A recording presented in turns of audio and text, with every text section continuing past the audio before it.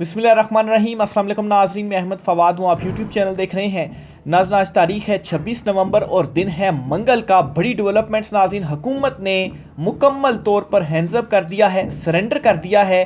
तफसीलात आपके साथ में शेयर करूँगा। पाकिस्तान तहरीक इंसाफ अपना जो उनका मंजिल है डी चौक, इससे सिर्फ़ और सिर्फ 500 मीटर की दूरी पर है। पाकिस्तान तहरीक इंसाफ के काफ़िले इस्लामाबाद के 3 रास्तों से, मेन रास्तों से दाखिल हुए हैं। इस वक्त क्या पोजीशन है एहतजाज की, इस्लामाबाद में क्या चल रहा है, शेलिंग कहाँ पर हो रही है, पुलिस कैसे पसपा हुई और पीछे हटने पर मजबूर हुई, शहबाज शरीफ ने क्यों वज़ीर आज़म ऑफिस अचानक से छोड़ दिया है, और सबसे इम्पॉर्टेंट अमरीका की जानिब से जो बुनियादी इंसानी हकूक़ की खिलाफ वर्जियाँ हो रही हैं, इस पर पाकिस्तानी हुकाम को एक मैसेज भेजा गया है और इस मैसेज के बाद भी हुकूमत काफ़ी घबराई हुई है। इस पर भी कुछ तफसीलात आपके साथ में शेयर करूँगा। और सबसे इंपॉर्टेंट खबर नाजरीन, फ़ौज को तलब कर लिया गया है और इस्लामाबाद में इस वक्त आप यूँ समझिए कि मार्शल लॉ लागू हो चुका है और गोली मारने के भी अहकामात हैं शरपसंदों को। इस पर भी कुछ तफसीलात हैं, वो भी आपके साथ में शेयर करूँगा। आगे बढ़ने से पहले नाज़रीन, अगर आप दोस्तों ने चैनल को सब्सक्राइब नहीं किया तो आपसे गुजारिश है कि चैनल को सब्सक्राइब कर लें। वीडियो अच्छी लगे तो इसे लाइक कीजिएगा और इसे शेयर भी ज़रूर कीजिएगा। तो सबसे पहले जी बड़ी खबर आपके साथ में शेयर करता चलूँ तो हालात दोनों तरफ से काफ़ी कशीदा हो चुके हैं। पाकिस्तान तहरीक इंसाफ के जो कारकुनान हैं वो 3 अतराफ़ से इस्लामाबाद में दाखिल हुए। एक तो कश्मीर हाईवे, जिसका नया नाम श्रीनगर हाईवे रखा गया, वहाँ से। दूसरा जो काफ़िला था पाकिस्तान तहरीक इंसाफ का वो 0 पॉइंट, और तीसरा जो काफ़िला है जी वो चाइना चौक। तो इस वक्त जी 0 पॉइंट को अबूर कर लिया गया है। वहाँ पर काफ़ी शेलिंग हुई, लेकिन पुलिस को बिल आखिर पसपाई और पीछे हटने पर मजबूर किया मुजाहिरीन ने।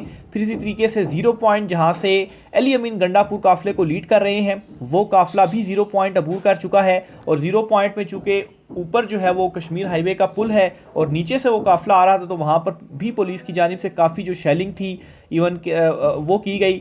उसके बावजूद भी ये जो काफ़िला था रुकावटें अबूर करने में कामयाब हुआ और ये भी डी चौक की जानिब बढ़ चुका है। और जो तीसरा काफ़िला है वो चाइना चौक की तरफ से आ रहा है और चाइना चौक में भी इस वक्त एक फ़ाइनल रुकावट आप कह लें उस काफ़िले को है। अभी तक जो झड़पें हैं वो चल रही हैं, शेलिंग की जा रही है, मुजाहिरीन को रोका जा रहा है, लेकिन लग यूँ ही रहा है कि कुछ घंटों में वहाँ से भी ये जो काफ़िला है ये रुकावटें अबूर कर लेगा। कंटेनर्स हटा दिए गए हैं। इस वक्त जो अरकान है पाकिस्तान तहरीक इंसाफ के जिना एवेन्यू वहाँ तक पहुँच चुके हैं और वहाँ पर जो कंटेनर्स हैं उनको हटाया जा रहा है। जिना एवेन्यू के बाद जो है वो सिर्फ़ और सिर्फ 500 मीटर की दूरी पर ही डी चौक है, तो वो पाकिस्तान तहरीक इंसाफ की फ़ाइनल मंजिल है। तो कुछ ही घंटों तक पाकिस्तान तहरीक इंसाफ डी चौक पहुंचने में कामयाब हो जाएगी। तो ये तो पाकिस्तान तहरीक इंसाफ के एहतजाज के हवाले से था। 4 दिन से जो ये काफ़िले चले हुए हैं पूरे मुल्क से, वो बिल आखिर अपनी मंजिल के बहुत करीब पहुंच चुके हैं और चंद घंटों में वो डी चौक में होंगे। एक तो ये। दूसरी तरफ नाजरीन, इन हालात को देखते हुए फ़ौज को तलब कर लिया गया है और दफ़ा 245 के तहत, आर्टिकल 245 के तहत इस्लामाबाद में पाक फ़ौज को बुलाया गया है और आर्मी को किसी भी इलाके में अमन अमान की सूरत हाल बरकरार रखने के लिए कर्फ्यू लगाने के इख्तियारात भी तफवीज़ किए गए हैं और शरपसंदों को देखते ही गोली मारने का जो हुक्म है वो भी दे दिया गया है। मेरे ख्याल से ये जो हुक्म है गोली मारने का, ये बहुत ही अनफॉर्चुनेट है और इसकी रीज़न ये है कि आप शरपसंद किसको कह रहे हैं। यानी कि मोहसिन नकवी की आप टॉक्स देख लें, दीगर जो लीगी अरकान हैं, रहनुमा हैं, इनकी अगर आप टॉक्स देख लें तो ये तो पाकिस्तान तहरीक इंसाफ के एहतजाज को, इवन के अली अमीन गंडापुर को ही शरपसंद कहते हैं। तो क्या आपने पाकिस्तान तहरीक इंसाफ के एहतजाज और अरकान के ऊपर ही गोली मारने के जो अहकामात हैं वो दे दिए हैं। तो ये काफ़ी डेंजरस जो नोटिफिकेशन है और हुक्म है वो दिया गया है। लेकिन अभी तक जो मनाजिर देखने में आ रही हैं, इवन के अभी जब फ़ौज बुलाई गई है तो जिना एवेन्यू पर देखा गया है फ़ौज, FC रेंजर्स और जो पुलिस हैं, इन सब को जो है वो पीछे हटना पड़ा है। तो मुजाहिरीन, इसकी एक बड़ी रीज़न ये भी है कि मुजाहिरीन अच्छी खासी बड़ी तादाद में है और पाकिस्तान तहरीक इंसाफ ने एटलीस्ट इस मरतबा ये टारगेट अपना पूरा किया है कि बड़ी तादाद में लोगों को निकालने में वो कामयाब हुए। पहले भी बड़ी तादाद में थे, लेकिन इस मरतबा चूँकि बुशरा बीबी भी खुद लीड कर रही हैं और ये ज़रूरी था कि लाखों लोग निकलें और लाखों लोगों के निकलने के बाद ही ये एहतजाज कामयाब हो सकता था। इस एहतजाज को नाकाम करने के लिए, क्योंकि इमरान खान साहब डील देने के लिए मान नहीं रहे, तो प्रोपेगेंडा भी मुख्तलिफ किया जाता रहा कि इमरान खान साहब जो है वो इस चीज़ पर मान गए हैं कि संजानी के मुकाम पर पाकिस्तान तहरीक इंसाफ के ये जो काफ़िले हैं वो रुक जाएं और वहाँ पर जो जलसा या धरना जो भी करना है वो वहाँ पर करें। लेकिन इस पर बुशरा बीबी की जानिब से जैसे ही ये प्रोपेगेंडा किया गया, इवन के ख़बरें तक चलाई गई, तो उसके बाद बुशरा बीबी की जानिब से अनाउंसमेंट जो है वो की गई कि इमरान खान का जब तक वीडियो पैगाम सामने नहीं आता या इमरान खान साहब खुद सामने आकर ये बात नहीं करते तो तब तक हमें किसी के ऊपर एतमाद नहीं है। ये जो झूठी खबरें चल रही हैं, प्रोपेगेंडा खबरें चल रही हैं, इनको आप चलने दें। और एंड पे फिर वही हुआ, ये खबरें जो थी वो प्रोपेगेंडा खबरें ही साबित हुई और ऐसा कुछ भी नहीं था। इमरान खान साहब जो हैं उनका इनकार ही है। इवन के मोहसिन नकवी ने भी इस बात की इस तरह से तस्दीक की कि प्रेस टॉक की उन्होंने और उसमें उन्होंने कहा जी कि हमने संजानी के मुकाम पर इनको ऑफ़र की कि आप वहाँ पर चले जाएँ, लेकिन ये वहाँ पर नहीं गए। तो असल मकसद क्या था प्रोपेगेंडे का कि कारकुनान को ज़रा बदल किया जाए कि इमरान खान तो मान गए हैं तो अब हम वापस चले जाएँ। लेकिन चूँकि पहले से ही क्लियर इंस्ट्रक्शंस थी कि इमरान खान की रिहाई तक ये एहतजाज जारी रहेगा, तो इसलिए कन्फ्यूजन इस मरतबा पैदा नहीं हुई। और इस मरतबा चूँकि जो लीड कर रहा है वो बुशरा बीबी कर रही हैं। अली अमीन गंडापुर को तो आपने देखा ही नहीं होगा कि मंजरनामे में वो आकर कुछ टॉक्स वगैरह कर रहे हो। टॉक्स जो हैं या किसी की गुफ्तगू के जो क्लिप्स वगैरह भी सोशल मीडिया पर सामने आ रहे हैं वो बुशरा बीबी साहिबा के ही हैं। इवन के अली अमीन गंडापुर की तो ये सूरत हाल है कि कारकुनान उनको कहीं अपने जाने भी नहीं दे रहे।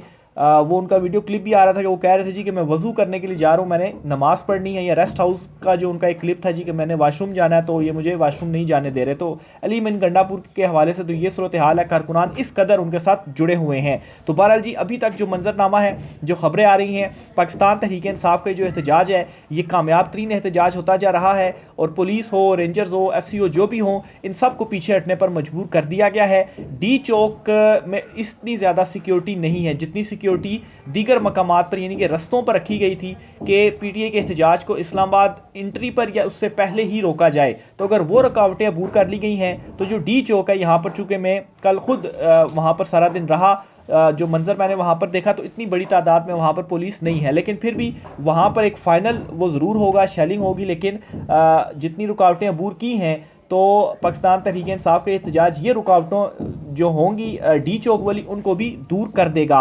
और अभी सिर्फ ये जितने भी काफ़िले हैं ये फ्रंट पर कुछ PTI के अरकान हैं जो कि ये चीज़ों को फेस कर रहे हैं, शेलिंग और दीगर को और रुकावटों को अबूर कर रहे हैं। मेन जो काफ़िले हैं अली अमीन गंडापुर का और बुशरा बीबी साहिबा का वो पीछे आ रहे हैं, यानी कि फ्रंट पर ये होते हैं, ये क्लियर करते हैं और फिर उसके साथ ही साथ जो काफ़िला है वो आता है और वो अच्छी खासी बड़ी तादाद में कई किलोमीटर्स पर जो है वो उनके काफ़िले मुहित हैं। तो इस मरतबा जो PTI की स्ट्रेटजी है वो भी बड़ी ज़बरदस्त है। दूसरी तरफ इमरान खान साहब को यहाँ तक भी ऑफर्स की जा रही थी जी कि आप 20 दिन के लिए मुलतवी कर दें, मामलात को मुखर कर दें तो हम जो है वो आपके साथ मुज़ाकरात करते हैं। लेकिन 20 दिनों की क्या रीज़न थी, इस पर तारिक मतीन साहब सीनियर सहाफ़ी उन्होंने एक खबर दी कि 21 तारीख से लेकर 15 तारीख तक, यानी कि 21 नवंबर से लेकर 15 दिसंबर तक हुकूमत के लिए कुछ बुरी खबरें आनी हैं।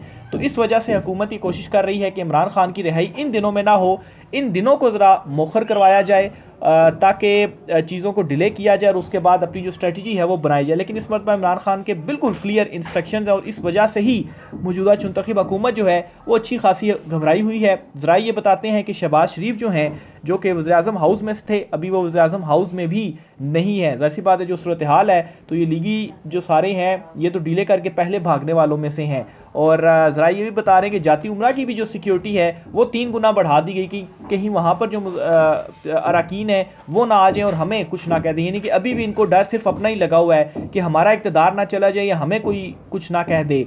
जो इस वक्त मुल्क का बेड़ा गर्क हो रहा है, 190 अरब रोज़ाना का जो नुकसान हो रहा है, पूरा मुल्क आपने बंद किया हुआ। पुरअमन एहतजाज है ना PTI का, वो आए और पुरअमन एहतजाज करते रहें, लेकिन जो है वो डर और खौफ ये है अपनी हुकूमत जाने का भी, अपने इक़्तिदार जाने का, और ज़्यादा खौफ ये कि इक़्तिदार हमारा चला गया, ताकतवरों को पसपाई अगर इमरान खान ने दे दी तो फिर उसके बाद हमारा बनेगा क्या। इमरान खान तो हमें बिल्कुल भी नहीं छोड़ेगा।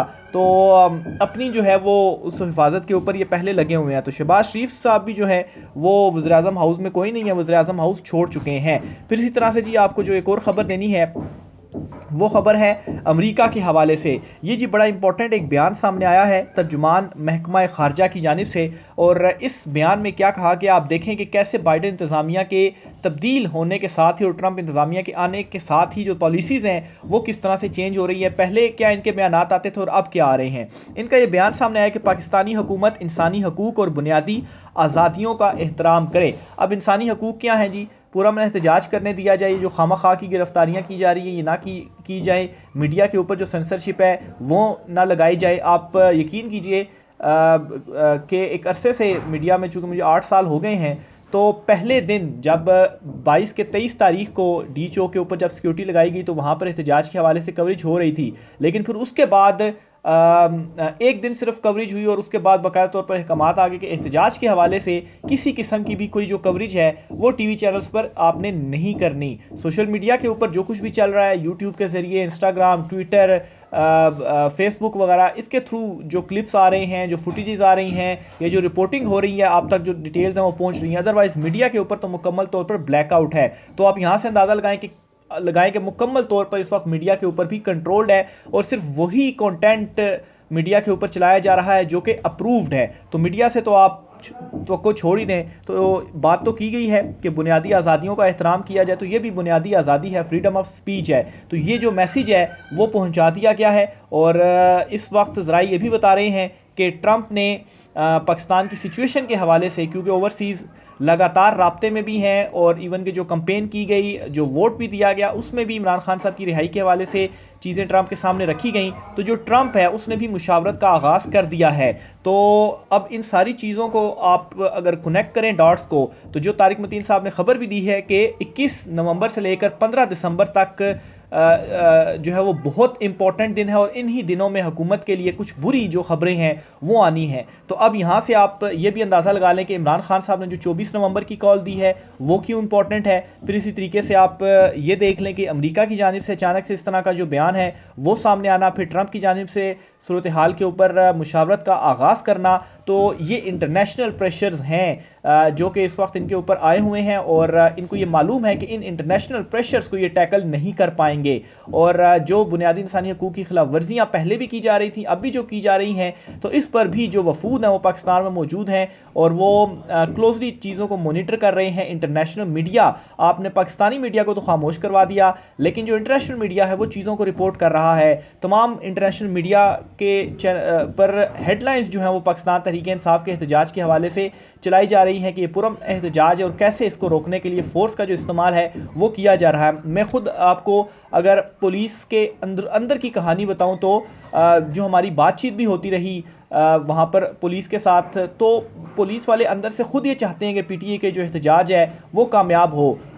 असल में वो ख़ुद अंदर से बददिल हुए हैं और जब आप ख़ुद बददिल हो जाएं, अंदर से कोई काम करने का आपका दिल ना करे, तो आप समझे कि आधा काम तो वहीं पर ही रुक जाता है। तो पुलिस वाले क्यों बददिल हैं, वो भी ये कहते हैं जी कि हमें तो अहकामात चूँकि ऊपर से आ रहे हैं तो मजबूरी है, इसलिए वजह से हम यहाँ पर जो है वो खड़े हुए हैं। तो बहरहाल जी, मेन जो रुकावटें थी वो सारी पाकिस्तान तहरीक इंसाफ अबूर कर चुका है। 500 किलोमीटर, अभी जब मैं व्लॉग रिकॉर्ड कर रहा हूँ तो दोपहर के 2 बज रही हैं और 26 तारीख है, तो दोपहर 2 बजे की जो अपडेट्स हैं 500 मीटर की दूरी पर है और ये 1-2 घंटे के अंदर डी चौक को भी क्लियर कर लिया जाएगा, जो मेरा अंदाज़ा है। चूँकि जो पीछे सारी रुकावटों को अबूर किया गया है तो मेन काफिला आकर डी चौक में पहुँच जाएगा और डी चौक में बैठ जाएगा। फिर इसी तरीके से जी कुछ मनाजिर ये भी देखे गए कि इस्लामाबाद रावलपिंडी के जो मकामी लोग हैं वो हेल्प आउट भी कर रहे हैं, क्योंकि केपी से, बलूचिस्तान से, जनूबी पंजाब से, पूरे मुल्क से जो काफ़िले हैं वो आए हुए हैं। तो पानी वगैरह हो गया, खाने पीने की अशिया की जो ज़रूरत है इनको, तो वो अशिया भी इनको फराहम की जा रही है, क्योंकि 4 दिन से लगातार ये जो काफ़िले हैं वो चल रहे हैं और डी चौक इनकी जो मंजिल है इस तरफ ये गामजन है। तो ये जी ओवरऑल सारी सूरत हाल है। इस्लामाबाद के 3 जो एंट्री पॉइंट्स हैं, एक जो श्रीनगर हाईवे है वहाँ से काफ़िला आ गया, उसको अबूर कर लिया, एक जो है वो नीचे 0 पॉइंट से, और एक जो काफ़िला है जी वो चाइना चौक। तो 2 काफ़िले तो डी चौक की तरफ बढ़ चुके हैं और तीसरा चाइना चौक में मजम्मत इस वक्त हो रही है, तो वो क्लियर करने के बाद वो भी डी चौक की तरफ बढ़ जाएगा। तो 3 इतराफ़ से पाकिस्तान तहरीक इंसाफ के जो काफ़िला है, मुख्तलिफ काफ़िले हैं, ये डी चौक की जानिब आ रहे हैं। और ये तो वो हैं जी कि जो चले थे। अभी रावलपिंडी और इस्लामाबाद के जो काफ़िले हैं उन्होंने भी इनमें मर्ज होना है और इनमें शामिल होना है। और हुकूमत की घबराहट आप यहाँ से देख लें कि इस्लामाबाद में फ़ौज बुला ली गई, 245 लगा दिया गया, चले आप फ़ौज को बुला भी रहे हैं। अब ये जो अहकामात हैं कि आप जो है वो शरपसंदों को गोली मारने के अहकामात, अब ये बहुत ज़्यादा अजीब है। क्यों, आप ये कैसे आइडेंटिफाई करेंगे कि ये शरपसंद है और ये शरपसंद नहीं है। अब रात के जो कुछ रेंजर्स और सिविलियन लोगों के हवाले से इतलात जो सामने आई कि इतने लोग जो हैं वो शहीद हो गए हैं। तो अब इसका रिस्पॉन्सिबल जो है वो कौन है? और ऊपर से अगर इस तरह के अहकामात दिए जाएंगे और अगर खुदा ना खास्ता गोलियां लगने से मज़ीद कुछ लोग अगर शहीद हो जाते हैं तो फिर उसके बाद ये जो एक कशीदगी है ये ऐसा नहीं होगा कि लोग भाग जाएंगे, इसमें मज़ीद जो इजाफा है वो होगा। तो इसका मतलब ये है कि हुकूमत मुकम्मल तौर पर डर चुकी है, सरेंडर कर चुकी है। मोहसिन नकवी की प्रेस कॉन्फ्रेंस में बॉडी लैंग्वेज उनकी देखें, शिकस्त खोरदा उनकी बॉडी लैंग्वेज है। और है भी, हो भी क्यों ना, क्योंकि उनको पता है कि एहतजाज कामयाब हो गया तो फिर जो ये दो कुर्सियों के मेरे मज़े हैं ये भी ख़त्म हो जाएंगे। तो बहरहाल अभी तक ये डिटेल्स हैं, ये सिचुएशन है। मज़ीद इस पर जो भी होता है आप साथ में चीज़ें शेयर करता रहूँगा। आज की व्लॉग से इतना ही, इजाज़त दीजिए, अल्लाह हाफ़िज़।